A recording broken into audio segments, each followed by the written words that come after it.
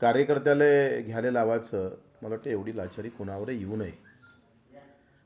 कार्यकर्त्यांच्या मनाची किंमत, त्यांच्या स्वाभिमान कुठलाही ठेवल्या गेला नाही. वरिष्ठ नेत्यांनी तो पार धूळ धूळ करून पुरा सत्यानाश करून टाकलेला आहे.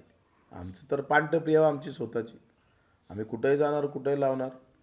पण ज्यांनी भाजप मोठी केली, प्रभू रामचंद्राच्या मंदिरासाठी ज्यांच्यावर गुन्हे दाखल झाले, असे किती एससीमधले लोक आहे, कार्यकर्ते आहे, त्यांना काय भेटले तुम्ही? सामान्य कार्यकर्त्यासाठी पक्ष म्हणून कधी उभा राहणार का? उलट त्याच्यावर लाचारी अशा प्रकारची वेळ यावी हे अतिशय चुकीचं आहे. आणि मला वाटते हे आमच्यासाठीच नाही तर भाजप कार्यकर्त्यासाठी मोठा घात आहे.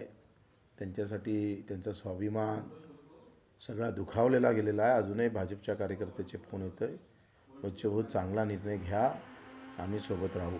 भाऊ, तुम्ही महायुतीतून बाहेर पडल्यावर आणि उमेदवार देण्यावर ठाम आहात. हां, आम्ही काय करतो आहे तुम्हाला माहीत आहे. उमेदवार वेळ आली तर उमेदवार देऊ, चांगला उमेदवार भेटला तर, नाही तर मग चांगल्या उमेदवाराला पाठिंबा देऊ. दोन गोष्टी आहे.